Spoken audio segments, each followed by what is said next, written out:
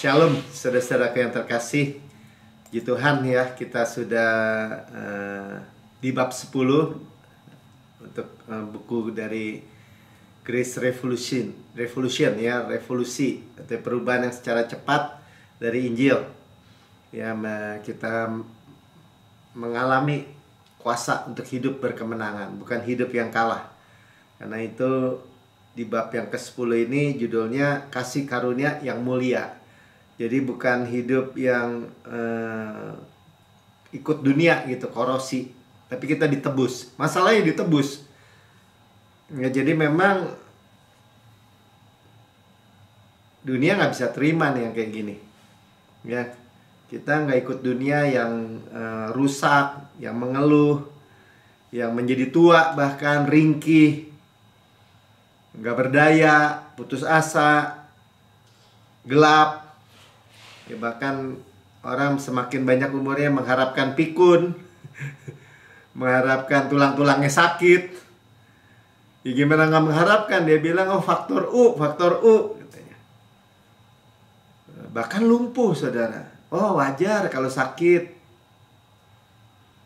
Bukankah itu yang dibombardir? Bukankah itu yang seolah-olah jadi harus diterima juga oleh orang Kristen? Nah, itu harus dibuang jauh-jauh, saudara. Itu bukan hidup yang mulia. Kita tambah hari tambah kuat, katakan. Ya, dunamis to dunamis. Kenapa? Karena kita selalu dari Sion kepada Sion. Ya, setiap minggu, setiap waktu kita datang lagi untuk mendengar kehidupan, Zoe. Jadi, make sure bahwa ini bukan suatu yang disebut dongeng Pak Melki di awang-awang, nggak membumi. Sama sekali bukan. Semakin lama semakin tegas. Karena kasih karunia itu mengubah. Ya, mengubah kita dari dalam keluar, transform. Dan gak mungkin diubahnya tuh tambah buruk. Gak masuk akal. Ya, kita nih dibangkitkan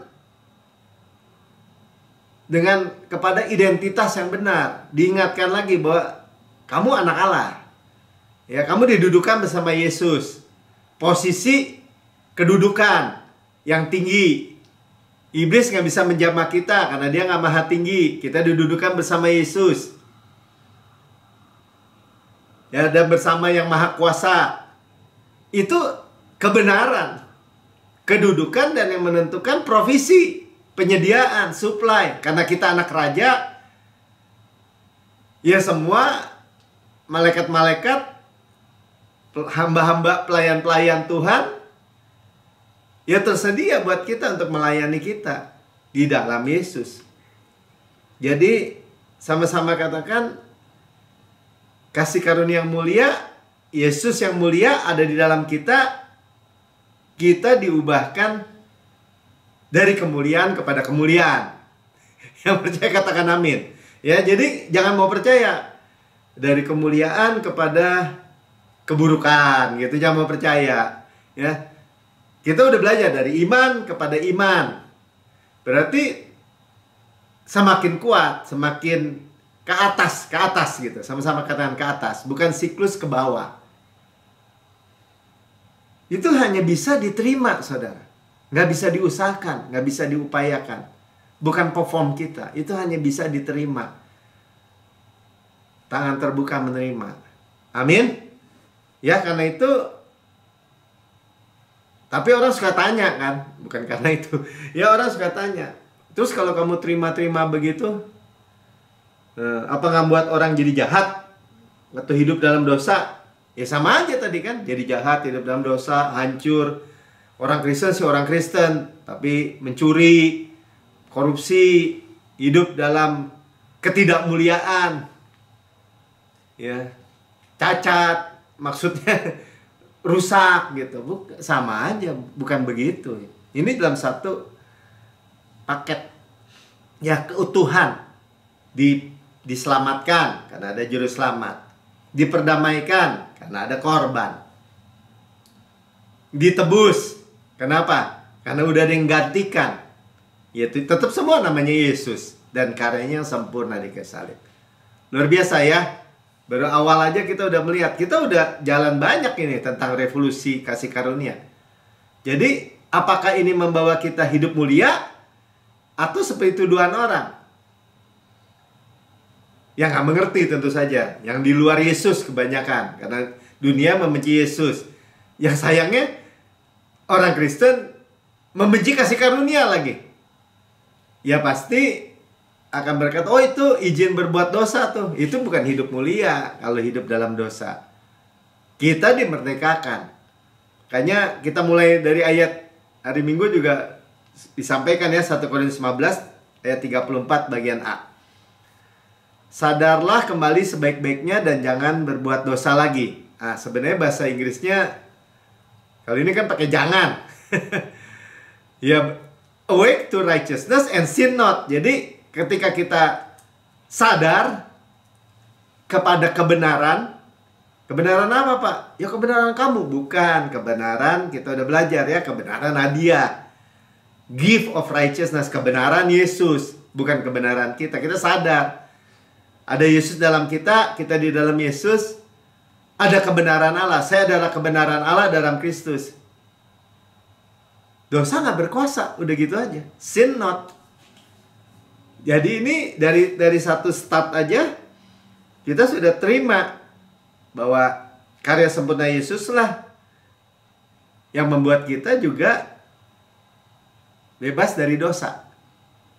Ya, tadi saya katakan posisi yang menentukan profesi. Jadi ketika kita posisi bisa dibayangkan kita didudukkan bersama Allah di sebelah kanan Allah Bapa, berarti bersama Yesus, berarti dikasih jubah kebenaran kan? Putih, lenan putih, bersih, berkilau-kilauan. Bayangin harus gitu. Udah pakaian-pakaian bersih, putih, main comberan yuk. Nggak mau. Nggak cocok. Amin. Karena jadi begitulah ya. Itu dari sisi itu aja. Kita lihat ketidakcocokan kalau kita ada pakaian bersih-bersih, putih, semua putih, terus main kotor-kotoran gitu. Nggak begitu ya. Jadi kita katakan sama-sama, hanya kasih karunia yang membuat saya hidup mulia. Ya, hidup mulia tuh dari kemuliaan ya, glory. Ya, greatly blessed, sangat besar diberkati, sangat tinggi disukai, sangat dalam dikasih oleh Bapa. Itu mulia, saudara, karena Bapa kita mulia. Oke ya, kita lihat dari kesaksiannya. Jadi di awal dari bab 10 ini ada kesaksian yang bernama Kirk dari Jerman. Ya, agak panjang, nggak apa-apa ya, karena dimulai dengan itu ya saya baca aja. Kirk yang tinggal di Jerman membagikan ini kepada saya. Kata Kirk ya, istri saya mencoba bunuh diri karena saya terus gagal menepati janji saya kepadanya. Waduh, udah awal-awal udah ngeri banget ya. Tampaknya semakin saya bergumul melakukan sesuatu dengan benar, semakin saya berakhir dengan kesalahan. Mau benar, jatuhnya malah bikin salah. Akhirnya dia meninggalkan saya dan dalam 5 bulan kami bercerai secara hukum. Kemudian dia pindah ke Austria dengan putra saya yang berusia 9 tahun. Saya tahu bahwa perilaku saya yang buruk adalah duri dalam pernikahan saya. Tapi saya tidak tahu bagaimana memperbaikinya.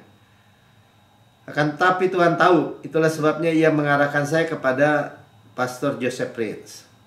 Hari pertama saya mendengarkan khotbah Pastor Prince tentang kasih karunia Tuhan, saya merasa seperti beban berat diangkat dari diri saya. Sepertinya Tuhan tahu tentang beban yang lebih daripada saya. Ia membuka jalan bagi saya untuk membebaskan saya. Anda lihat, saya sangat terbiasa, sangat sadar akan kelemahan dan kekurangan. Tadinya sadar dosa. Percaya bahwa saya tidak pernah lolos dari kutuk Tuhan dan neraka. Oleh karena semua itu, setiap hari saya mengambil komitmen untuk hidup benar. Komitmen usaha ya. Tapi saya merasa diri saya bergumul untuk meningkatkan perilaku saya. Saya tersiksa oleh kekuatan dan ketidakberdayaan saya. Walaupun menghadiri gereja, pelajaran Alkitab, dan kebaktian doa secara rutin, saya merasa sangat kosong. Sehingga saya bertanya-tanya apakah saya akan masuk surga. Jadi udah gak yakin deh ya. Saya juga bingung karena Saya pikir Tuhan murah hati dalam memberi kepada kita, tetapi akan menyebabkan murkanya jatuh kepada mereka yang tidak taat kepadanya. Berusaha akan diri saya benar sepenuhnya di hadapan Tuhan untuk menghindari murkanya dan memperoleh berkatnya bagaikan hidup di bawah kutuk, malah terasa terkutuk. Ketika saya terus mendengarkan Pastor Prince membagikan pesan tentang kasih karunia dan favor ya, dan hadiah kebenaran, saya mulai mencerna kasih Tuhan untuk saya. Hidup saya menjadi lebih berarti karena saya menemukan bahwa tidak ada lagi saya yang hidup. Yesus adalah Dia yang bergerak di dalam saya. Yesus dalam saya. Semakin saya berfokus pada kasih-Nya kepada saya, semakin saya jatuh cinta kepadanya. Dan Alkitab semakin menjadi buku yang membuat tentang kasih-Nya. Itu terjadi selama masa perpisahan dan perceraian saya dengan istri saya, di mana saya berserah sepenuhnya kepada kuasa kasih karunia Tuhan. Karena tidak ada lagi yang tersisa bagi saya selain berkata ya kepada Yesus. Yesus membalikkan kekacauan pernikahan saya menjadi sebuah terobosan. Saya mulai mengalami kehidupan seperti tidak pernah dirasakan sebelumnya, di mana Tuhan terus hadir dalam kehidupan saya sehari-hari, menyembuhkan saya dan memperbaiki masalah dalam hidup saya, bahkan masalah yang tidak saya minta agar Dia membereskannya. Luar biasa. Pada saat yang sama, Tuhan juga menyembuhkan istri saya dari gangguan emosi dan memperbarui kasih dalam hatinya dan pikirannya. Secara perlahan Ia mulai membuka diri kepada saya dan menunjukkan perhatian dan kebaikannya. Sangat ajaib, kami bersatu kembali, direstorasi ya. Dan kami dipersatukan karena kasih karunia-Nya. Sekarang saya bersama keluarga saya setiap akhir pekan, suatu yang tidak pernah terjadi sebelumnya. Saya dipromosikan dalam perusahaan saya, dan seiring dengan promosi itu diberikan mobil perusahaan yang membuat saya dapat meluangkan lebih banyak waktu bersama istri dan anak saya.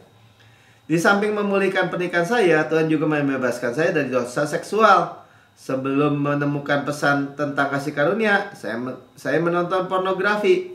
Akan tapi sejak saya mulai mengikuti pelayanan Pastor Prince, keinginan untuk menonton pornografi padam begitu saja, dan saya tidak lagi memuaskan diri saya dalam area itu. Yesus melakukan itu bagi saya meskipun saya tidak layak sama sekali.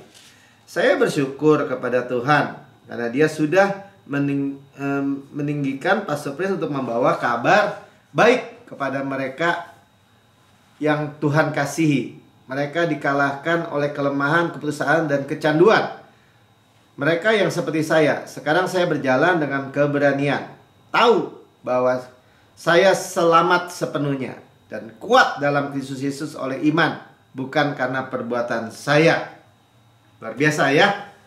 Jadi pesan kasih karunia memperbaiki, merestorasi hidup dirinya maupun keluarganya. Itu mestinya selesai tuh tuduhan-tuduhan yang dari luar sana. Oke ya. Yohanes 14 ayat 6, kata Yesus kepadanya, "Akulah jalan ya, dan kebenaran dan hidup. Tidak ada seorang pun yang datang kepada Bapa kalau tidak melalui aku." Ya, berapa waktu yang lalu kita dengar juga. Ya, jadi akulah jalan. Kalau dibilang ini, dan kebenaran dan hidup, berarti semua. Dannya aja bukan koma nih.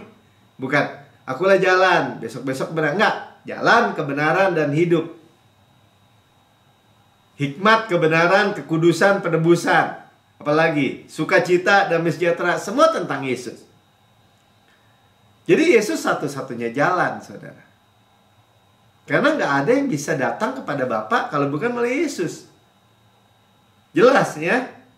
Dan itu bicara semua. Jadi semua yang kita peroleh dalam hidup ini, yang kita alami untuk hidup mulia, semua dan itu Yesus, dan Yesus, dan Yesus, dan Yesus, dan Yesus. Ya, seperti sering kita bilang kan, sebagaimana Yesus di surga, demikian saya di bumi. Yesus di surga layak terima kuasa dan kekayaan dan hikmat dan kekuatan dan hormat dan kemuliaan dan berkat. Semua dan. Jadi jelas yang ditinggikan hanya Yesus. Saudara penerima. Itu amazing, saudara. Itu hikmat Allah yang luar biasa. Sementara kita tinggal menerima, hidup kita mulia, kita nggak perlu hidup pecundang di bawah, tergeletak, hancur. Beberapa waktu yang lalu rame kan, ada anak ITB yang jadi ODGJ, apa tuh, orang yang sakit jiwa yang di jalan gitu. Sampai rame di WA grup saya. Kok orang ITB, orang pinter, kebetulan angkatan di bawah kan, dosennya teman saya. Kok bisa jadi begitu? Nggak jamin, saudara. Terlalu banyak orang-orang yang bahkan yang terkenal. Seringkali kita juga lihat. Kemarin juga saya sampai lihat lagi tuh, Michael Jackson gitu. Dia mau berumur 150 tahun dengan kekuatan dia sendiri, dengan kekayaan dia, dengan kesanggupan dia. Operasi plastik sana sini. Tubuhnya hancur. 50 umurnya meninggal. Ya, dengan segala obat-obatan. Saudara, dunia nggak menjanjikan apa-apa. Hanya tipuan aja. Yesus satu-satunya jalan. Nah, di sini juga diingatkan. Yesus ini bukan memberikan keselamatan universalism, ya. Jadi diingatkan universal rekonsiliasi. Itu tidak memuliakan Yesus, universal rekonsiliasi. Ya, seringkali kekristenan yang namanya kasih karunia suka disuntrungin tuh. Pertama ditahan. Ya, sesat katanya, overdosis. Nanti izin berbuat dosa. Wah, ini pro dosa. Enggak. Boleh disuntrungin sekalian. Jadi nggak usah percaya semua orang nanti direkonsiliasi, universalism, inklusism, isme itu. Jadi nggak perlu mereka terima Yesus, sederhananya gitu aja. Nggak bisa. Oleh kasih karunia melalui iman.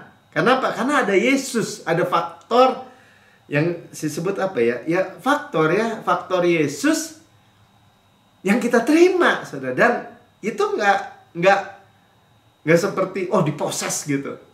Poses apa tuh? Dirasuki kayak kerasukan setan gitu, bukan, saudara. Itulah gentleman-nya Tuhan. Tapi semua orang boleh terima nggak? Boleh. Semua orang yang berdosa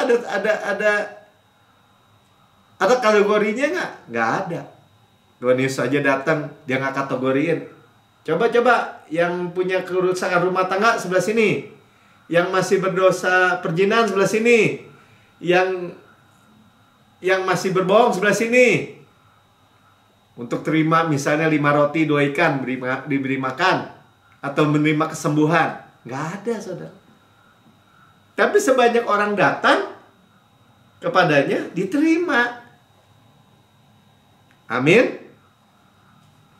Ya, jadi juga, nah sekarang berikutnya masuk, ada nggak koreksi didikan di dalam kasih karunia? Ya ada. Ya, jadi kita oleh darah Yesus, di bawah air terjun darah Yesus, nggak bisa lebih benar. Kita adalah kebenaran Allah dalam Yesus. Tetapi kita dapat menjadi lebih saleh gitu. Kalau lebih kudus, soalnya tadi belum kudus, bukan ya, lebih saleh, berperilaku progresif, lebih mulia gitu, selama hidup di dunia ini. Ya. Right believing, percaya yang benar, pasti akan menghasilkan kehidupan yang benar, progresif, semakin mulia. Ya, menerima kekudusan yang sejati, yang menetap. Ya kan? Berarti dididik Pak Melki, dihajar. Ayatnya juga bilang gitu, dihajar. Biasanya orang langsung lompat pakai Ibrani 10 tuh. Anak yang kukasih, kuhajar, kutegur, kuhajar katanya. Terus bayangannya dihajar, pakai penyakit, pakai kecelakaan, pakai apa? Kebangkrutan. Nggak begitu, saudara. Ya, Tuhan mendidik pakai firman Kristus. Kita lihat aja ya, 2 Timotius 3 ayat 16. segala tulisan yang diilhamkan Allah, ya, jadi yang diwahyukan seperti ini memang bermanfaat. Nah, jadi apa yang kita dengar ada manfaat mendidik juga nggak? Ada.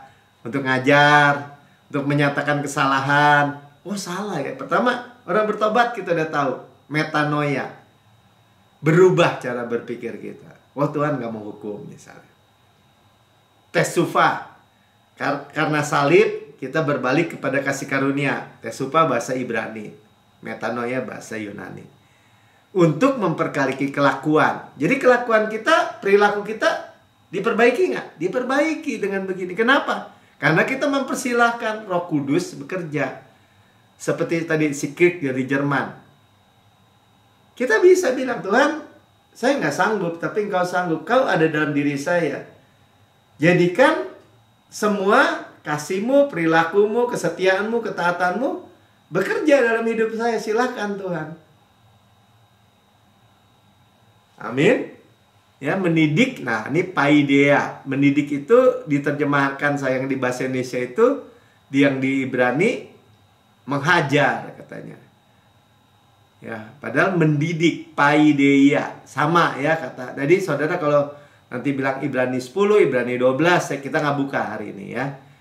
Itu dididik seperti seorang ayah mendidik anaknya. Nah, dari judul seperti ayah mendidik anaknya aja, ya nggak ada seorang ayah mau mendidik anaknya, jangan main api di kompor, sini tangan kamu nih dibakar gitu sampai bau angus. Nah kan, ya jangan main di kompor, atau jangan main di jalanan. Pastor Pin selalu sering ilustrasikan ya, jangan nyebrang sembarangan, nanti ketabrak mobil, sini kakinya taruh di belakang mobil papi. Terus dilindas, jegrek sampai patah. Aduh, papi sakit, patah. Nah, tuh belajar ya. Orang di dunia ini aja, bapak aja nggak lakukan itu kepada anaknya. Kecuali yang masuk rumah sakit jiwa mungkin ya, nggak tahu lah. Apalagi bapak di surga. Makanya kalau orang tanya, dididik nggak? Dididik. Pakai apa? Pakai firman. Pakai paideia. Ya, didisiplin. Iya. Tapi disiplinnya bukan dengan kecelakaan, penyakit, dengan tragedi. Ya, nggak ada begitu. Ya, kalau ditanya kenapa enggak? Terserah Tuhan dong. Oh, bukan terserah Tuhan. Bapak saya itu menebus saya dari sakit jadi sembuh. Ditebus dari kecelakaan. Masa entar ditebus dari sakit jadi sembuh, terus nanti besok-besok seolah surga punya penyakit yang bisa dikasih. Nggak cocok, saudara. Nah, contoh ya. Ini contoh aja dari 1 Korintus 6 nih, beberapa ayat lumayan banyak, kita baca secara cepat. 1 Korintus 6, ketika Rasul Paulus di Korintus, jemaat Korintus yang terjerat dalam dosa, ya, ketidaksusilaan seksual disebut ya, dosanya parah sebenarnya. Tapi dia katakan apa? Tidak tahukah kamu bahwa tubuhmu adalah anggota Kristus? Dia nggak lepasin, justru dia katakan kebenaran. Kalau orang zaman sekarang suka-suka gini, kamu lepas dari Kristus, kamu hilang dari Kristus. Padahal lepas dari Kristus bukan karena dosa, tapi karena mengharapkan kebenaran dari hukum Taurat. Kalau Paulus ingetin, kita baca aja terus ya, akan kau ambilkah anggota Kristus untuk menyerahkannya kepada percabulan? Sekali-kali tidak. Dia ingetin, enggak kan? Atau tidak tahukah kamu bahwa siapa mengikatkan dirinya pada perjumpaan cabul menjadi satu tubuh dengan dia? Sebab demikianlah kata Nas, keduanya menjadi satu daging. Tapi siapa yang mengikatkan dirinya kepada Tuhan menjadi satu roh dengan dia. Langsung diingetin, kamu udah dimeterai oleh Roh Kudus. Gitu. Diingetin. Jadi bukan kita bilang, oh karena kamu percaya Roh Kudus, meterai Roh Kudus, keselamatan gak bisa lah, dosa sudah dihapus, past, present, future sama-lamanya. Jadi kamu bebas, kamu boleh hidup dengan perjinahan, percabulan gitu. Nggak begitu ceritanya, nggak cocok. Nggak cocok gimana Pak? Itu keterikatan, itu pemenjaraan, itu siklus kekalahan. Yang disebut hidup di dalam ketidakmuliaan. Merusak rumah tangga, merusak hubungan, dan sebagainya, dan sebagainya. Kenapa? Tadi ya, diikat dengan perzinahan, misalnya percabulan. Ya, makanya ada orang-orang kalau yang lebih dalam ya harus direhab. Nah, makanya dibilang jauhkanlah dirimu dari percabulan. Setiap dosa lain dilakukan manusia terjadi di luar dirinya, tapi orang yang melakukan percabulan berdosa terhadap dirinya sendiri, merusak jiwanya tuh kalau di dalam Amsal. Tapi Tuhan, saya nggak sanggup. Tapi kan kau ada dalam diri saya. Nah, diingetin, bukankah kita bait Roh Kudus? Saya bait Roh Kudus, Tuhan ada dalam diri saya. Saya nggak sanggup. Tuhan, silahkan Tuhan. Kristus adalah kekudusan saya. Nah, paling gampang kan, Kristus adalah hikmat dan kebenaran dan kekudusan. Nah, Kristus ada kekudusan saya. Rubah Tuhan dari dalam keluar, silahkan. Masa Tuhan bilang, enggak, biarin aja kamu hidup dalam dosa. Nggak begitu saudara, nggak mungkin. Atau tidak tahukah kamu bahwa tubuhmu adalah bait Roh Kudus yang diam di dalam kamu? Karena ada Roh Kudus, Roh Kristuslah yang berkuasa. Roh Kudus yang kamu peroleh dari Allah, dan kamu bukan milik kamu sendiri. Jadi ingetin, kita ingetin sama diri kita. Saya bukan milik saya sendiri, tapi milik Kristus. Sebab kamu telah dibeli, dan harganya telah lunas dibayar. Ya, karena itu muliakanlah Allah dengan tubuhmu. Tubuh mulia, makanya tubuh mulia. Kemuliaan Kristus. Tubuh berkualitas Yesus. Kan bilang dong, tubuh berkualitas Yesus, hidup berkualitas Yesus. Mau Melki? Mau. Sudah tersedia Tuhan? Sudah. Kenapa? Buktinya ada Roh Kudus. Silakan Roh Kudus ambil alih semua. Jadi saya mengkhotbahkan juga mengatakan kepada diri saya sendiri juga, bait Roh Kudus. Ya jelas ya. Jadi sekalipun mereka hidup di dalam jerat dosa, ketidaksusilaan seksual, diingatkannya kamu bait Roh Kudus. Ya supaya apa? Supaya dia berkata, saya bait Roh Kudus. Jadi kasih karunia memang satu-satunya antidot dosa. Minggu lalu kita dengar kasih karunia membebaskan kita dari ketakutan. Sekarang kasih karunia satu-satunya obat penawar dosa. Panjang ya, nggak apa-apa nih. Roma 6 ayat 6 sampai 13. Kita terusin aja, hadapi aja. Ya, karena kita tahu bahwa manusia lama kita old man. Jadi ada manusia lama, ada manusia baru. Ada old man nih. Kita turut disalibkan, tapi sudah disalib. Tapi masih ada Pak, suka jatuh. Makanya itu old man. Gaungnya kalau kata Pak Sepet. Kayak dengar bel tuh gong, masih kedengeran. Atau seperti naik kapal, goyang. Pas turun masih rasa di kapal, goyang. Nah, kesadaran kita apa? Kita teruskan aja ya, terus disalibkan. Jadi ini juga satu sisi kita bilang, saya sudah disalib bersama Kristus. Makanya pikul salib. Nah, orang dikutukin lagi ya jadi hidup terkutuk lagi, nggak mulia. Makanya nggak heran sebenarnya kenapa hamba-hamba Tuhan, karena dia percaya pikul salib, jadi hidupnya terkutuk. Anak-anaknya kena, keluarganya kena, siklus kekalahan itu terjadi. Sebenarnya jawaban itu sudah berulang ya saya sampaikan. Kalau dibalik, nggak bisa. Melki pikul salib, nggak mau, sudah dipikul. Saya tidak pikul kutuk lagi, saya terima berkat. Saya sangat besar diberkati, sangat tinggi disukai, sangat dalam dikasih oleh Kristus. Sombong, bukan sombong, di dalam Kristus saya terima supply. Hidup mulia. Gak bisa Pak, bisa terjadi loh, jangan sombong. Oh, ini keluarga pendeta-pendeta banyak yang hancur, banyak yang gini. Oh, itu bukan saya. Saya sudah ditebus. Saya terima kok bahwa Tuhan yang membangun rumah saya. Saya terima kok. Orang benar, istrinya seperti Pohon anggur, anak-anaknya seperti tunas pohon zaitun. Saya terima kok. Saya aminkan, saya terima. Yang anak memangnya layak, nggak layak memang. Tapi jadi qualified. Karena di dalam Kristus. Ya, supaya tubuh dosa kita hilang kuasanya agar jangan kita menghambakan diri lagi kepada dosa. Kita bukan hamba. Makanya katakan, saya tidak terima roh perhambaan. Atau supaya saya takut lagi. Tapi ditakut-takutin jadi dihamba terus. Saudara senangkap ini. Sebab siapa yang telah mati, ia telah bebas dari dosa tuh. Kan saya cuma bilang, saya matinya gimana? Ya saya percaya. Kalau Yesus bilang, kamu telah disalib bersama Kristus. Amin Tuhan. Old man, old man. Oh ini, kalau gagal, oh ini old man saya. Saya adalah ciptaan baru. Yang lama sudah berlalu, sungguhnya yang baru sudah datang. Berarti menyangkali dong, Bapak bikin dosa. Saya tidak menyangkali. Saya percaya bahwa semua dosa saya, semua kegagalan saya sudah diserap habis oleh Yesus di kayu salib 2000 tahun yang lalu. Kok enak? Ya emang enak.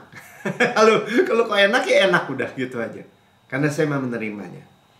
Ya.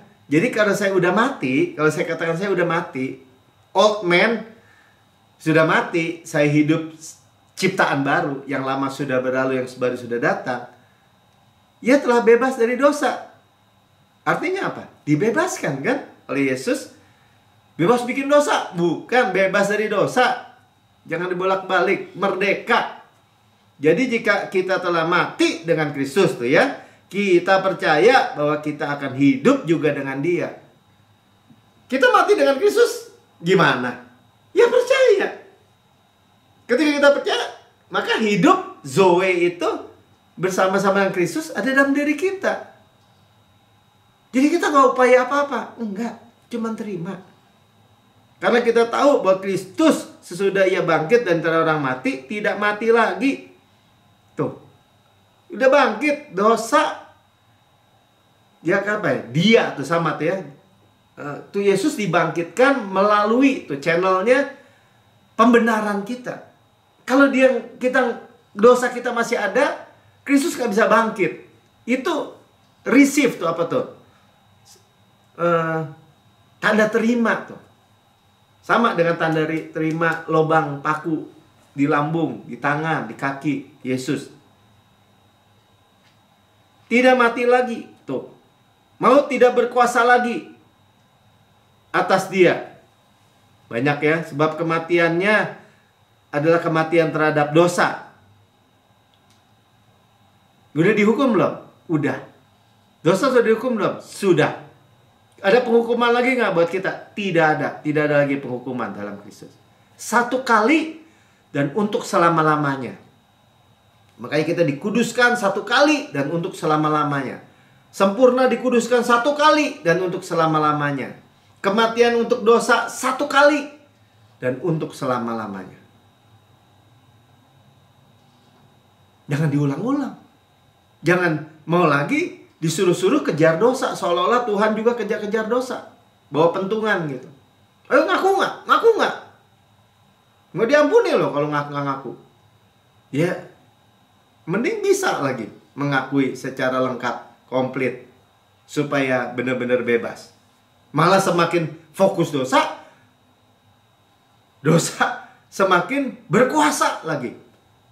Kayak tadi tuh, Kirk, dia ke gereja juga kok. Tapi dia nggak bisa membebaskan hidupnya, keluarganya dari kehancuran. Dirinya juga. Dan kehidupannya adalah kehidupan bagi Allah. Berarti itu kita menerima kehidupannya Zoe yang kita udah terima, kehidupan Kristus. Itu pasti bagi Allah. Saudara nggak usah khawatir. Nanti kita juga belajar ya, artinya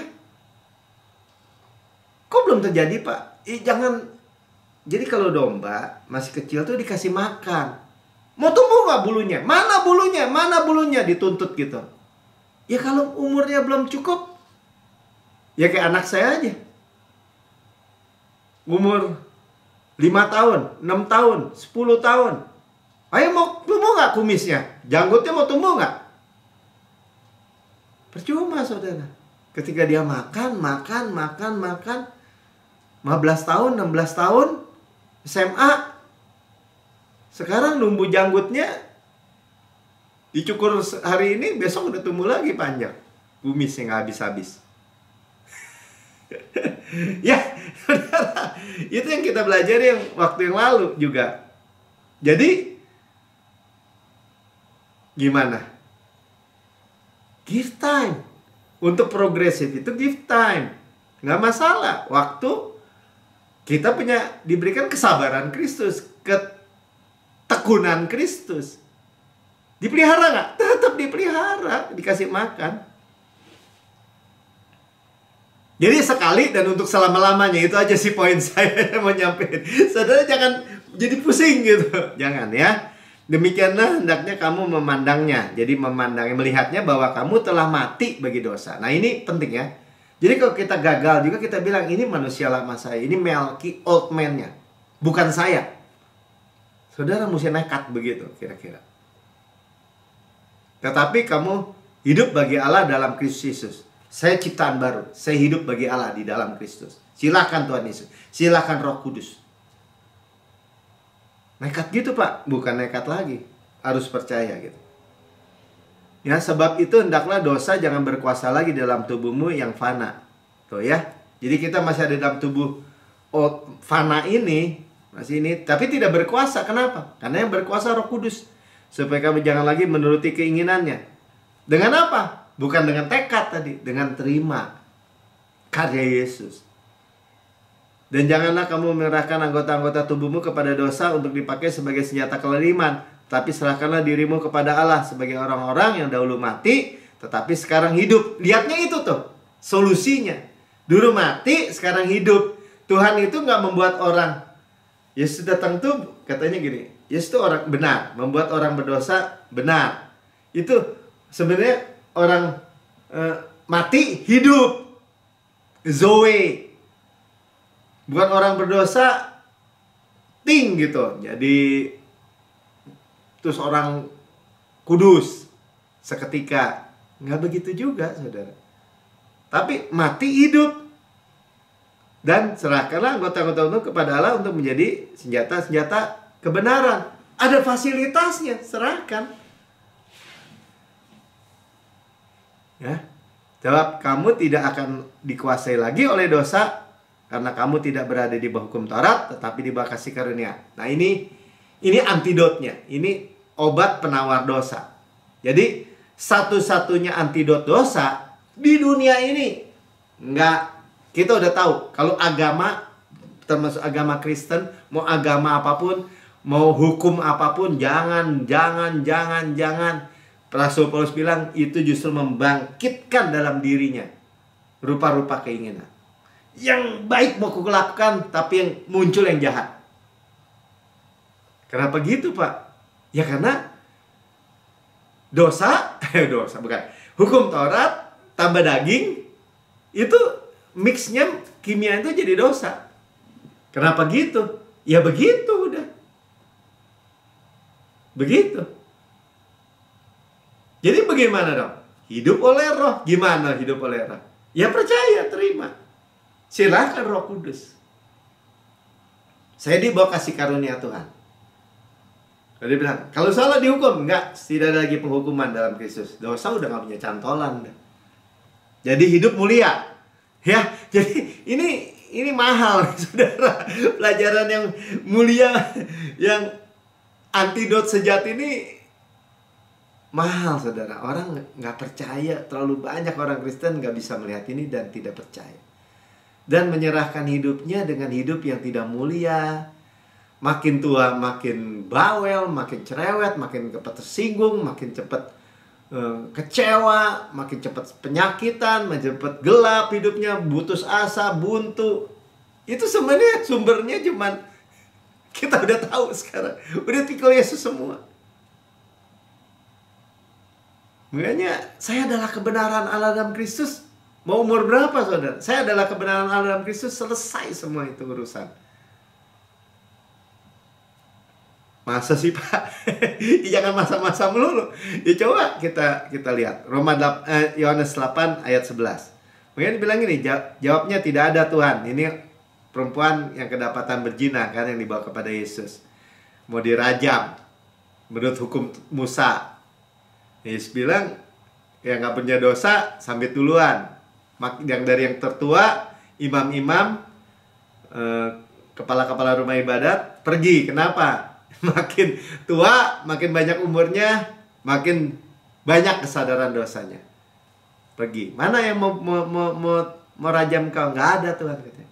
Nah, lalu Tuhan bilang ini. Lalu kata Yesus, aku pun tidak. Kasih karunia. Mestinya kita dihukum, tapi tidak dihukum. Ya, pergilah dan jangan berbuat dosa lagi mulai dari sekarang. Ya, bahasa Indonesia pakai kata jangan gitu, kesannya jadi masuk lagi hukum Taurat. Karena orang yang nerjemahin juga mungkin nggak ngerti. Ya, ketika Tuhan bilang, aku pun tidak, kasih karunia, go and sin no more. Jadi itu ketika kasih karunia diberikan, sin no more itu jadi diberi empower gitu. Tapi jelas ya, kasih karunia bukan empowerment, bukan menghasilkan empowerment, menghasilkan kuasa. Tapi itu bukan empowerment. Soalnya gini, kamu udah terima ini power, makanya ayo jangan bikin dosa. Enggak, ia pribadi tetap yang mengerjakan dalam kita. Susah ya. Ya, artinya gini, juga banyak kekristenan kasih karunia ketika disampaikan terus dia bilang, ya itu empowerment. Kamu udah terima, seolah-olah gini, kita udah dikasih pedang, nah pakai deh pedangnya sendiri. Pakai. Enggak. Tetap itu adalah pribadi Tuhan yang mengubah dari dalam keluar, yang berperang bagi kita melalui kita. Luar biasa ya, luar biasa. Ya, jadi enggak terlepas gitu dari Tuhan melibatkan dirinya. Ya. Kekudusan itu buah dari kasih karunia Kristus. Karena melekat. Nah, melekat tuh harus melekat terus. Dia berbuah. Makanya hasilnya kekudusan sejati. Ya, kudus hagiasmos. Penyucian. Jadi hagiasmos, penyucian itu progresif. 2 Korintus 3 ayat 18. Dan kita semua mencerminkan kemuliaan Tuhan. Jadi beholding the glory of God. Sebenarnya bahasa Inggrisnya lebih simpel ya. Memandang kemuliaan Kristus seperti dalam cermin, memang dalam kurungnya tuh ya. Tapi yang kita pandang adalah kemuliaan Kristus, maka kita karena kemuliaannya itu datang dari Tuhan yang adalah roh, dijelasin dulu kemuliaan itu dari Tuhan yang adalah roh dalam diri kita. Kita diubahkan dari kemuliaan kepada kemuliaan, dari glory kepada glory yang semakin besar, kemuliaan yang semakin besar. Jadi hidup mulia yang semakin besar itu karena kita makan atau kita terima nih kasih karunia. Perlu waktu, nggak masalah. Pokoknya dari kasih karunia demi kasih karunia, dari iman kepada iman. Jadi jangan mau ada jebakan apapun, jangan dari kasih karunia kepada perbuatan. Seringkali dari iman kepada perbuatan.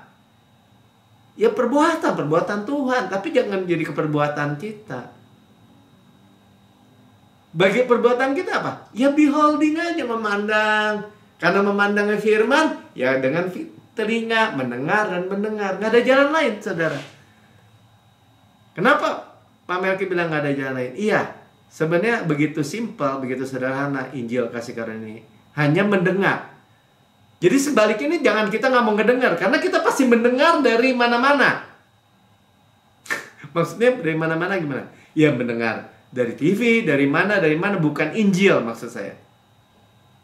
Makanya kita makan terus, dari pagi kita makan, kita perkatakan kepada kita, haga, perkatakan, kebenaran. Kalau udah percampuran ya jangan mau dimakan. Orang bilang, nggak apa, harus ada Pak, hukum Taurat Pak. Kerjasama, kagak mau. Dua kutub yang berbeda, harus jelas. Baru ada buahnya. Ya, kasih Bapa itu bukan agama. 1 Yohanes 4 ayat 10, inilah kasih itu, bukan kita yang telah mengasihi Allah, tetapi Allah yang telah mengasihi kita, dan yang telah mengutus anaknya sebagai pendamaian bagi dosa-dosa kita. Udah ada pendamaian, nggak diperhitungkan. Surat hutang sudah dipaku. Pendamaian, udah ada perdamaian. Sekali dan untuk selama-lamanya. Bukan kasihnya kita, kasihnya Bapa. Supply. Makanya selalu judul supply itu jangan lupa. Bukan tuntutan, supply. Terima supply. Roma 6 ayat 22. Tapi sekarang setelah kamu dimerdekakan dari dosa, telah. Masih dosa Pak, masih gagal. Manusia lama. Manusia baru gimana Pak? Sudah dimerdekakan dari dosa. Setelah kamu menjadi hamba Allah, ya kamu beroleh buah yang membawa kamu kepada pengudusan tuh, pengudusan. Ya, kesalehan yang progresif. Dan sebagai kesudahannya ialah hidup yang kekal. Ya bahasa Inggrisnya nggak pakai dan kesudahannya solo karena kamu kudus baru kamu selamat, bukan. Dan hidup yang kekal kamu terima gitu. Amin. Ya, the end, hidup yang kekal gitu. Kita di progresif pengudusan. Kenapa nggak mau? Mau. Kenapa harus mau Pak Melki? Ya kita terang, jadi saksi. Kita memberitakan kasih karunia. Kalau ya orang Kristen hidupnya juga hancur, narkoba, zina, bercerai. Ya orang Kristen, ya kan? Hidupnya jadi jahat, hancur-hancuran. Siapa yang mau, saudara? Katanya ditebus, kan jadi begitu. Siapa yang mau sebenarnya? Makanya itu akhirnya orang Kristen kayak mengulangi di perjanjian lama lagi tuh. Mau adu agama sama orang gitu. Sama orang beragama, adu beragama. Adu salehnya dengan kekuatan sendiri. Jadi ketawain juga saudara. Hari ini saudara lihat aja di YouTube. Orang-orang yang dia sebut apa sih? Apologet berantem. Kadang-kadang saya dengerin. Ya, di level agama. Di level sistem dunia. Ya dikata-katain. Ya. Padahal kita ini punya Roh Kristus dalam diri kita, Yesus dalam kita. Itu nggak boleh bimbang sedikit pun. Mulia. Biarin aja nanti Tuhan yang memancar terangnya, kemuliaannya. Biarin aja. Yang penting percaya benar itu berarti. Dengar yang benar, makan yang benar. Perkatakan yang benar. Amin. Ya, jadi bukti nih semua supply nih. Saya mau sekarang baca dengan cepat. Dari 1 Yohanes 4 ayat 11, tadi 10-11 ya. Terusannya saudara yang kasih, jikalau sedemikian Allah mengasihi kita, maka haruslah kita juga saling mengasihi. Jadi saudara, orang kadang-kadang cuma lihat buntutnya aja. Itu kan harus mengasihi, harus dari kamu. Bukan. Karena Allah adalah kasih. Kita mengasihi karena Allah lebih dulu mengasihi kita. Bahkan Allah sedemikian mengasihi kita. Berarti ini supply-nya dari dalam. Konsisten tuh ayat itu. Efesus 5, 22. Hai istri, tunduklah kepada suamimu seperti kepada Tuhan. Udah langsung, hai istri tunduk, hai istri tunduk. Istri, wah berusaha. Nggak bisa saudara. Seperti kepada Tuhan. Itu selalu sebenarnya supply-nya Tuhan sebenarnya. Dibuktikan ya ayat 25-nya kan. Hai suami, kasihilah istrimu sebagaimana Kristus telah mengasihi jemaat. Jadi kasihnya siapa? Ya kasihnya Kristus. Telah menyerahkan dirinya baginya. Berarti apa? Kita terima dulu. Kasihnya itu yang akan memancar. Ya tunduknya bisa ketaatan, ketundukan. Kan Kristus kan? Coba Kristus merendahkan diri, menyangkal diri. Tunduk gak dia sama Maria, sama Yusuf ketika sebagai anak? Nurut gak? Nurut di dalam kebenaran. Paham gak saudara? Supply. Efesus 6 ayat 1. Hai anak-anak, taatilah orang tuamu di dalam Tuhan. Selalu dikatakan di dalam Tuhan. Karena haruslah demikian. Ya harus. Tapi kenapa? Karena supply dari Tuhan. Tapi saya nggak bisa nih. Saya nggak suka sama orang tua saya. Lord, I cannot, but you can. Terima supply-nya. Efesus 4 ayat 32, tapi hendaklah kamu ramah seorang terhadap yang lain, penuh kasih mesra dan saling mengampuni, sebagaimana Allah di dalam Kristus telah mengampuni kamu. Harus mengampuni, kalau nggak sakit kanker. Betul. Banyak orang disuruh mengampuni, nggak bisa, saya nggak bisa, pokoknya saya udah dendam, sakit hati. Tapi kalau gini, sebagaimana Allah telah mengampuni kamu, supply-nya dari Allah, dari Bapa. Amin. Ya, saya nggak panjang lebarkan. Jadi faktor persekutuan dengan pribadi Yesus itulah kasihnya, favor-nya, finish work-nya itu yang membuat kita tadi berbuah gitu. Ya, berperilaku yang benar, yang kudus, yang saleh. Paham saudara ya? Ayat-ayat ini tuh begitu. Jadi kita hadapi ayat-ayat yang seolah-olah bias. Enggak bias. Ini ayat-ayat ini seringkali dipakai untuk nyampur lagi. Enggak nyampur saudara. Enggak percampuran. Bukan kebenaran kita, bukan kasih kita. Udah jelas yang tadi kita dengar. Bukan ketaatan kita, ketaatan Kristus. Amin. Ya, saudara yang mendengar dari rekaman YouTube, saudara berkata, waduh, saya dengar kabar baik, tapi saya belum pernah menerima Yesus sebagai Tuhan dan Juru Selamat pribadi. Saudara, ini kesempatan saudara, ikuti saya berdoa. Katakan gini, Tuhan Yesus yang Maha Mulia, saya menerima Engkau sebagai Tuhan dan Juru Selamat pribadi saya. Dengan mulut saya mengaku, dengan hati saya percaya bahwa Engkau telah mati untuk dosa-dosa saya, dibangkitkan karena kebenaran saya, naik ke surga, duduk di sebelah kanan Allah Bapa, dan mendudukkan saya bersama-sama dengan Yesus di surga. Surga adalah rumah saya. Tuhan Yesus adalah kebenaran saya. Saya adalah kebenaran Allah di dalam Kristus. Tuhan dan Juru Selamat saya pribadi adalah Yesus Kristus. Di dalam nama Tuhan Yesus. Amin.